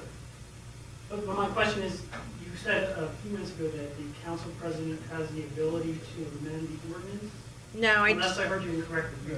I don't believe I said that, but the council president can recommend amendments, and that's what I've done through the insurance carrier and our solicitor. Right, I understand that. And so have you recommended this amendment? I've recommended through speaking with our insurance agent for quite some time at length on various policies, that certain ordinances, yes, be revamped, updated, and upgraded. As Ms. Catania said, our sidewalk ordinances go back to the 1950s. Right. If you look at the section 126 of the Borough Code, that's park and recreation. It goes all the way back. Prior to this meeting, there's been no discussion amongst council by email or verbally about amending this Do you still have a question? I'm sorry, Mr. Sidlow interrupted you. No, it's okay. So just to be clear, you have proposed this amendment to the ordinances? I have recommended that our solicitor review it and do the necessary upgrades. So then, if that is the case, I'm just, for my own understanding, just one. And this is also in conjunction with our insurance agent. No, I understand. It's just not out of my head. Right, no, I understand. But just for my understanding, if you have not yet made a proposal for this amendment, and the code has not been amended yet, why was the new $250 fee with the $1 million liability, why was that, why was our group required to submit that? Once again, as I just said earlier, we could not find one of the older forms. Talking to the insurance company and our solicitor, this form was recommended and used by many municipalities in which the standard insurance rate of liability for anybody using borough property is a $1 million insurance. It was upon the recommendation of our solicitor and our insurance company. Okay, and I understand that, and I appreciate your desire to amend all the codes, and I think that's great, and I think that that should be done. But I feel that, this could have been handled in a different manner, that, we go through the process where the amendment is proposed, if the council agrees, it's voted on, passed, and then the group, submits some proposals that the council has agreed to. I think that would have really, cleared up all of this for everybody. And I think it's just a misunderstanding. That's correct. But I think that process could have, made this one a little bit smoother. And then just my second question that you mentioned, would it be possible for the insurance agent just come in or submit a report or something, just testifying that this, $1 million, for that $1 million waiver would be necessary? Our insurance agent will not testify, however, I would suggest that... not testify, but just, Let me finish. I think if you check with other municipalities, as I have, the standard is minimum $1 million. And you might want to check, most of the municipalities in this area use E-code. Brookhaven, Upland, I'll give you those two suggestions. They use E-code. You can check with them, and you will specifically see that they also, along with many of the other municipalities around, their minimum is $1 million. And the insurance company that we use represents 85%, if not more, of the municipalities out of the 46 that are in this county. Okay. Well, that was all my questions, so thank you. Last call before we move on. Does anybody else? Yes, ma'am.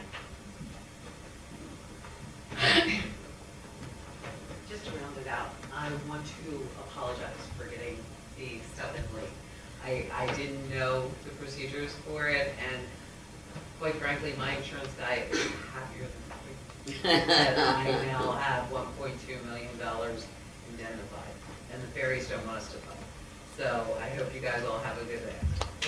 Judy, you didn't just get that for one day, right? You were told you could not just get it for one day. No, but here's No, the it's a thing, one-day I can- event. Yeah, but she had to literally- pay for a year. I paid for a year, it's fine. She sold me on it, it's like $1 a day, so I'm gonna have to pay. It's Judy, fine. call your agent, cancel it, because it's to be a one-day, it's called a certificate of insurance of liability for a one-day event. So if your agent cannot do that for you, tell them to cancel it, call State Farm. I don't want to say they're right here in Parkside, isn't it State Farm? Yeah. Event helper, And- when I promote event Yes. helper, $3 million is what I have to do, and I pay Again, less than somebody's- $100. We honestly, like, Yeah. when we were talking it over, just, saying that I do other community events, other things where we feed them and listen, whatever, he kind of really suggested I should keep it, and since it's $1 a day, I'm not. That's extravagant. It probably That's is, but I extravagant. spend my money on worse things. My recommendation to you is you call your agent in the morning, cancel the policy, go to another company and say, I want a certificate of insurance made out to the Borough of Parkside as a one-day promotional event, period. Right. Jesse They will said the have same it for thing. that specific date. You get, somebody once told me it was $25 or $40 to do that. So, Oh, no, my daughter, because she's at the National Liberty Museum, so they have all blown glass. When you have a wedding there, you have to have a $500,000 policy for just that day. Yes. So I completely understand that. please call your agent and cancel. And I just have one more, I just wanted to encourage everybody, if you know littles who like to look for fairies, and it's kind of like an I Spy thing, they're gonna see how many they can find. There'll be lots of bright fairies and little houses, all in the, nestled in like That's the cute. trees along the woodlot, so, for them to look for, and come out and eat water ice, so. How little? You And said little. the littles, I mean, kids can be in 10 and under. well, it's paid. We're not utilizing much Not of the. 10-year-olds. 10-year-olds can come, it's free water ice, my gosh, you can come, I mean, anybody can. We have a question from our engineer. This isn't an engineering question, although are you planning on having anybody there do any photography? Yeah, right there. If you could provide some of that for me, because as we do grant applications, when you start putting that kind of thing in our grants, it certainly does help us because it's something different. It's a placemaking event. So, I applaud you for doing it, and anything that we can do to like bulk up our grant applications would be great, so. Yeah, we'll send them right Thank to you. I to the appreciate Borough, that. Because this is truly a Borough event. We have so many little kids that are moving into the neighborhood, houses are selling like hotcakes, we have new neighbors around us. And it's an accessible event because we're only utilizing a very small little kind of ring. We're not going all the way over to where that tree was, we're just doing, and there's going to be, it's accessible, wheelchairs, you can push somebody, Yes. it's a little steep, but, but strollers can go up that, so. Encourage the littles to dress up if they want to, we will have some dress up things, and they'll be getting some little prizes and things. Thank you, and we don't discriminate against anybody using our facilities, including the ferries. And we're going to move on to unfinished business. Councilman Long? That would be with the Hometown Hero Program. First, I want to thank Mrs. Saunders for the donation. That's greatly appreciated. It's an excellent program. Thank you. Good luck with it. We are now, I think we've hit the 25 mark, so it ends the applications end this month for anybody who wishes to enroll anybody for a Hometown Hero. That means it does not have to be just specifically a spouse, parent, anybody who has some kind of connection to Parkside. If you have an uncle that lives in Indiana that's served and you want to honor him, he's more than welcome to honor him, and he or she will be put up on the pole. So it's just not to those that are specifically to residents of Parkside. If you have anybody that has any connection, I'm doing one for my father who was from Sharon Hill. So he's Sharon Hill. I don't think they've done it yet. Where is the applicant? I would love to. They're on the online, or there's one in the office. Okay. So I will be getting, once at the end of this month, then I will be sending everything off to the printers, and I will be contacting with Brookhaven about it when we will be installing them, along with the fire company and the police department. And then we'll have another, maybe sometime in the late next year, I'll start another batch for Hometown Hero. And we're going to just, right now, it's clarified, I'm doing the avenue first, just to keep it going down from Upland and Brookhaven. I don't want to start putting them all the way over on the end of West Forest View when we have 3 spots on the avenue. I just think it looks good if the avenue is completely covered first, then we will start moving on to the side streets. That's it. Super. We're going to move on, new business. Council, we have, as our solicitor said, another contract that we need to put together this year. And for our newer members, one of the processes we do is to get everybody's thought on what we should do for this new contract. And I'm talking about the trash. I will start and I will ask individual opinions. My opinion is that we continue with the pickup as we currently have, twice a week pickup for household trash, which they've included heavy trash, and twice a month for recycling. That's my thought. Mrs. Guy, I'll take your opinion on this subject. Well, I'd like to explore what our options are. I'm always curious to know what it would cost just to have once a week trash pickup, but I understand that people have become quite accustomed to twice a week. I personally am. Councilman Long? I would go along with the twice a week and recycling twice a month, with the heavy pickup, I believe, is still on Friday, up to 3 pieces. 3 pieces. I think that's pretty generous of the trash company. The only problem I believe going with once a week is, especially in the summer, with the odor and the rodents. We have enough problems with the rodents on the park side, with the woodlot. With the woodlot. I think the residents along that part would be upset. I agree. I agree. I mean, even twice a week, I can smell trash from our neighbors. I know. So, and I know that I think Upper Darby they do it once a week, and it's horrendous. And I agree. I think they're switching back to twice a week. I know Aston tried once a week, they switched to twice. Councilman Capabianco? I will mirror Councilman Long's opinion. However, Councilman Sidlow has some good ideas on paper that he gave us today, so we can go over that. All right, Councilman Sidlow, what's your options? Okay. Well, I'm a member of the Delaware County Sustainability Commission, and trash and waste collection and recycling is something we've had extensive conversations about. We've had presentations from the Delaware County Solid Waste Authority and an activist who wants to see the Solid Waste Authority revise the way trash is handled. Let me interject. Could you slow down so Mrs. Higgins could get this? Okay, I apologize. So I'm well informed of the subject, and I would like to propose some ideas, and I have actually drafted what I think could be the bid specification that Mrs. Catania uses. So I just want to make sure everyone in Parkside understands what happens to the trash after it goes into the truck. So Delaware County has a solid waste authority, and they are responsible for the trash after it departs Parkside. That trash goes to a facility in Chester called Covanta, where they burn the trash and create energy.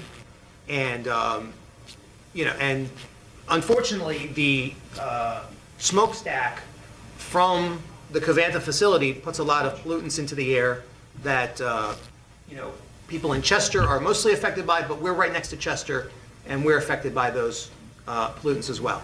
So, and then the ash that remains is then shipped to Berks County, where Delaware County Solid Waste Authority owns a landfill, and that's what happens to the last of the debris. Obviously, any recycling does not get sent to the Covanta facility and does not get burned and create ash.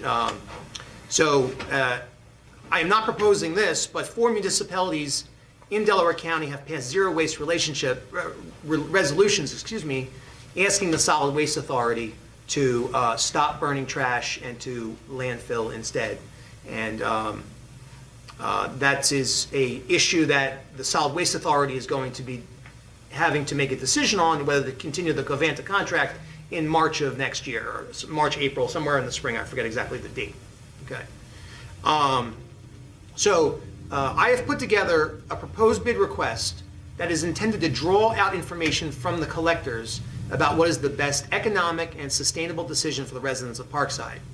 With this information, we'll be able to decide if we should only collect trash or collect trash and recycling, and if we collect recycling, what kind of recycling program should we have? It also lets us decide if it is in our best interest to enter into a shorter-term contract or a longer-term contract.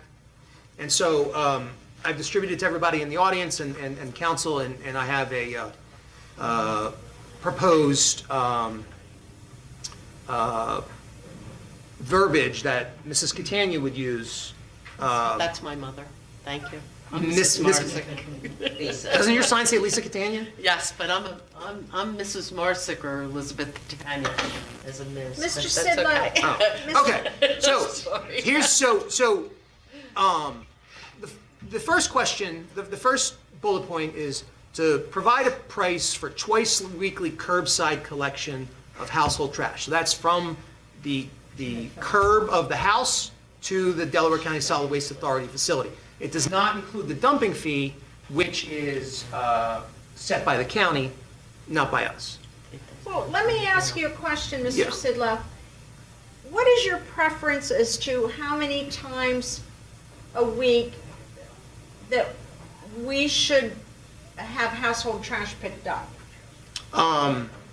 Well, as I put in the point number one, twice No, a I week. saw that, but your opinion, should we be picking up household trash once a week, twice a week?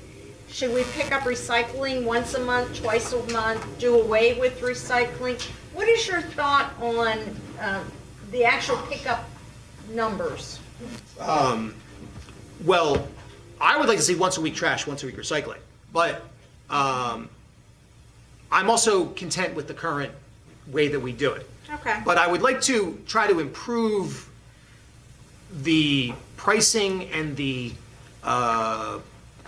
sustainability of the collection if we're wasting a lot in poorly sorted materials. Well, let me ask our engineer, because she's from... Well, can I finish? Because I want to make this as a motion. So can I finish going through? Well, we will what- not do a motion on that. Why will we not do why can't I make a motion? Well, you can make a motion. I don't know that it'll pass or you'll get a second because you're missing the point on why we're discussing this. Maybe I can make this very, very simple. Please. Because I don't know that, because Mr. Sidlow is newer to council. Yes. When I do But I've been following this issue for many years. Let me Please. finish, if I may.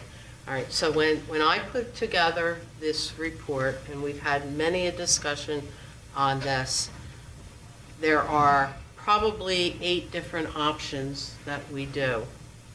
2 times a week, once a week during this winter time, 2 times a week during the summer, April till October. I don't remember the exact because I wasn't prepared to talk about it tonight. Different recycling options. We had a matrix that was an 11 by 17 of all the various options, so the council could sit down in September or October with all of that information and determine what was the best method for financing or for financial reasons, what the trash rate would be. Do we do recycling? Do we do commingle? Do we do specific items? They seem to be going back to, let's just do cardboard and paper because there's no market for plastics. Quite frankly, they use the plastics at the plants because it actually causes the fire to be hotter. The part that you didn't, and I want to make sure that the residents understand, they're not just burning something and letting it go out into the atmosphere. There are air scrubbers, there's air quality tests. DEP is constantly at those specific plants. The scrubbers take out quite a bit of the particulates, not all of it, but I don't want anybody to alarm that we're going to have. You're inhaling fumes. We've got all Not these true. contaminants that we're inhaling. We do enough of that. So, but those options are already in my bid document. So you're saying the 6 items I have proposed here are in your bid documents already? I can tell you that number 1 is Okay. the curbside with The second is the bulk. We had the bulk separated so you could determine whether or not you wanted to do bulk weekly or on a monthly basis with a specific number of, for example, like I live in Ridley Township, and for bulk, you can only do that a certain number of times a year, and you're charged for that. So, and that costs you because Yes. you're paying for those bulk items to be dumped somewhere. So that load, that weight of those bulk items is being added to your trash fee. So it gets bid with and without bulk? Bulk is separated. A separate line item. So you would, it's actually a different line item, so you can decide how you want to do it. Wonderful, that's what I want to hear. The twice a month collection of commingle, we've been doing commingle just because I get actually 5-year prices. We can do it 3 if. I don't know, do we do better with short term or better with long term? We do better with long term. Would you please let Ms. Catania finish? I think we're having a useful conversation back and forth. Details the price per ton and method for calculating the floating price per ton based on market valuation for recyclable materials and material audits, verifying the cleanliness or sorted of. I don't know that. I mean, I can put that in so that they can put it as, I don't know what to call it. They're not going to be able to give you a price per ton for recycling materials and audits, verifying the cleanliness.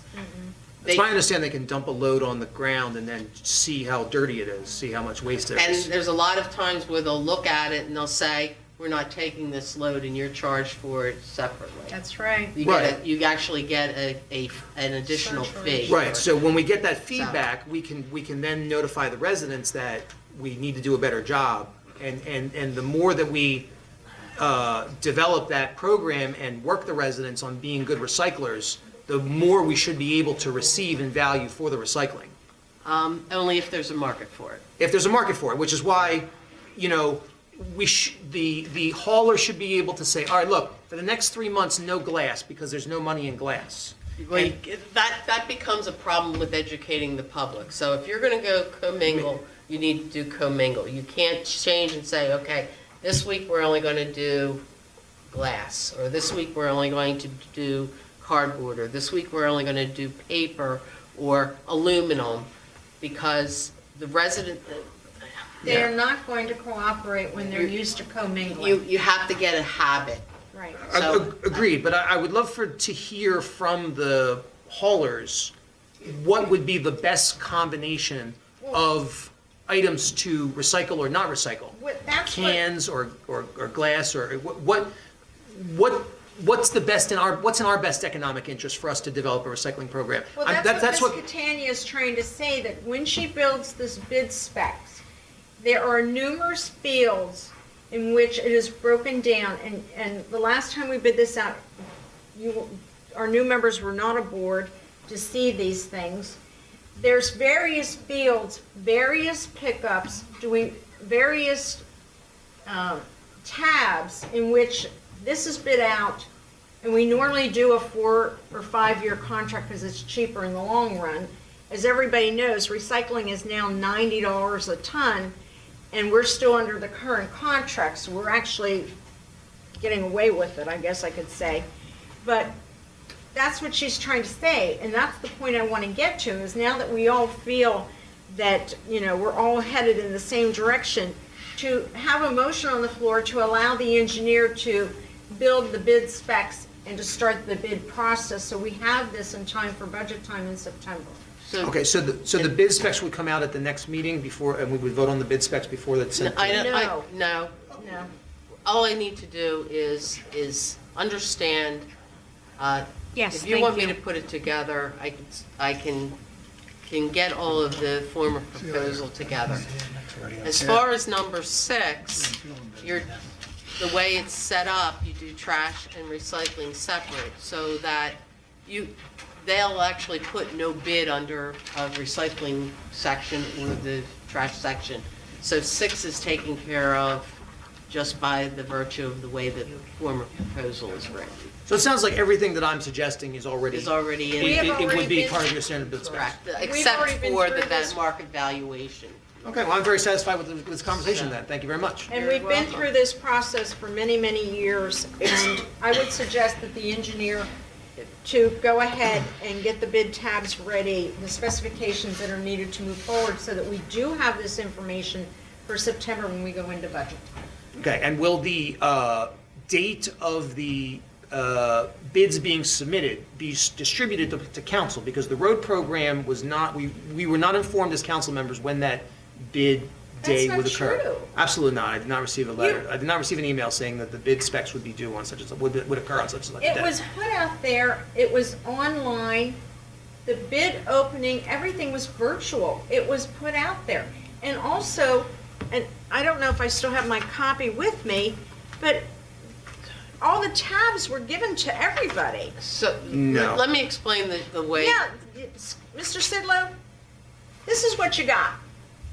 This is what everybody got to award the contract. After the bid was returned. So to Councilman Sidlow's, what I do is the month before we're going to put out a bid, I ask for authorization to That's bid correct. the project so that we have the bid for the next meeting. That's correct. So it's not date specific. We have to have the bid a minimum of 14 days based on the bidding process that is in the Borough Code. But we're not authorizing the bid tonight. So we are not authorizing a bid tonight. If we're set, if you want me to put the spec together, then I'll go ahead, I'll get everything ready. At the next meeting, at the July meeting, I'll ask for authorization to bid the project. And you'll distribute the bid. That's how we would typically do it. And you'll I will distribute the ask- bid amongst council members. I will ask Okay, that Ms. thank you. Catania put the grid together so that we may move forward next month. The copy of the specification, I don't distribute to everyone. There's a copy here at the Borough office. Oh, would you please email that to everyone, please? So. That's not I can. unreasonable, it's an email. Does Thank you anybody very much. have any other questions for? I'm very engineer satisfied with how this concerning conversation went. Exactly what I was looking for. It seems to be in the standard Yes. procedures. Yes, thank you It's so been much. a work in progress for I many know. years. Many years we've gone through this, Yeah. and I will entertain a motion to adjourn. Hold on. Yes, I sir. got new business. I talked to I our engineer, apologize. Lisa Catania, and we're gonna see if we can get those lines done at West Rowan and Edgemont. That's PennDOT approved because it's special stencils they gotta use, so we're gonna try to figure that into our road surface before the rain. We had that done by Action Seal Code, I want to say it was 7 or 8 years ago, maybe 10 years ago. It's time to get it done because we're responsible for those lines under the PennDOT permit. So I'll actually ask them for a price. I know he has all of the stencils that are necessary. I don't know who Gessler uses, after I said that to you. Gessler has the contract this year, not Damon, but this gentleman actually does all of the pavement markings for Damon, so. Good. Right? Thank you. He's around, because I know he's gonna do Parks, or Prospect Park in Norwood. I just saw their shortly. trucks today, too. They're in Darby Township today, tomorrow they're going to Norwood. I have to remember. Madam where I President, am. can I make a motion to adjourn? I second. Thank you. Thank you, everyone, for attending this evening.